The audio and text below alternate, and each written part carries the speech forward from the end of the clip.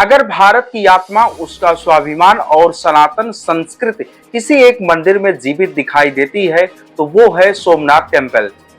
अरब सागर के लहरों के सामने हजार वर्षों से अडिग खड़ा सोमनाथ केवल एक मंदिर नहीं, ये भारत की उस चेतना का प्रतीक है जिसे तलवारें झुका नहीं सकी, आक्रमणकारी मिटा नहीं सके और समय भी हरा नहीं पाया।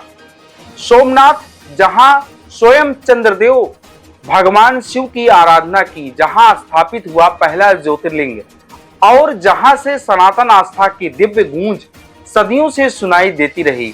लेकिन इस मंदिर की कहानी केवल पूजा की नहीं, बल्कि संघर्ष, विध्वंस और पुनर्जन्म की एक ऐसी गाथा है जो रोंगटे खड़े कर देती है। साल था 1026 ईस्वी। मोहम्मद गजनवी, एक ऐसा क्रूर आक्रमणकारी जिसकी नजर सिर्फ सोने चांदी पर नहीं बल्कि भारत की सांस्कृतिक रीढ़ तोड़ने पर थी, उसने सोमनाथ पर हमला किया। इतिहासकार बताते हैं हजारों श्रद्धालु मंदिर की रक्षा में खड़े हो गए। घंटों तक युद्ध चला, लेकिन अंततः मंदिर को तोड़ा गया, शिवलिंग को खंडित किया गया और अपार संपत्ति लूटी गई। गजनवी ने सोचा सोमनाथ खत्म हो गया, लेकिन वह भारत की आत्मा को नहीं समझ पाया, क्योंकि मंदिर गिरा जरूर पर आस्था नहीं गिरी। सोमनाथ मंदिर बना, फिर सदियां बीती, फिर हमले हुए। दिल्ली सल्तनत, अलाउद्दीन खिलजी, मुजफ्फर शाह, औरंगजेब, कई बार इस मंदिर को तोड़ा गया, कई बार इसकी पहचान मिटाने की कोशिश हुई, लेकिन हर बार भारत ने राख से उठकर कहा सोमनाथ फिर खड़ा होगा। यही कारण है कि सोमनाथ सिर्फ एक धार्मिक स्थल नहीं, ये भारतीय पुनर्जागरण का सबसे बड़ा प्रतीक बन गया।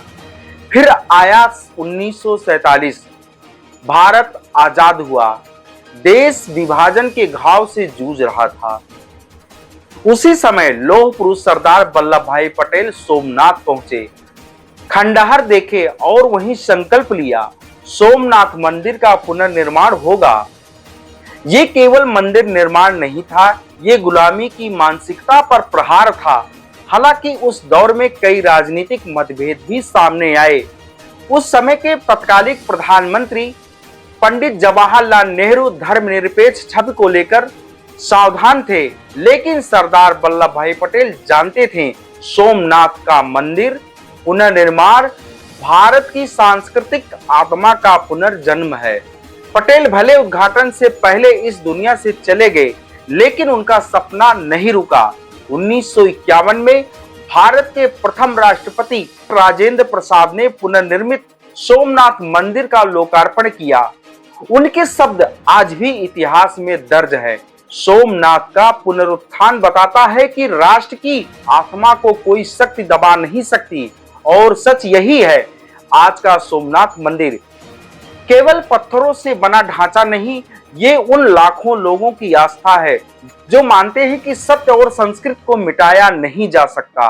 समुद्र के किनारे खड़ा ये भव्य मंदिर हर लहरों के साथ मानो कहता है जो सनातन है उसे समाप्त नहीं किया जा सकता।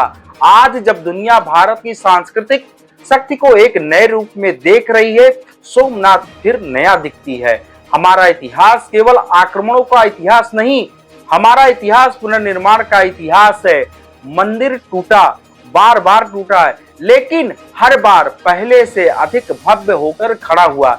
यही है भारत, यही है सनातन, यही है सोमनाथ। आक्रमणकारी इतिहास के पन्नों में सिमट गए, लेकिन सोमनाथ आज भी जीवित है, और जब तक भारत की आस्था जीवित है, सोमनाथ केवल मंदिर नहीं रहेगा, वो राष्ट्र की आत्मा बनकर रहेगा।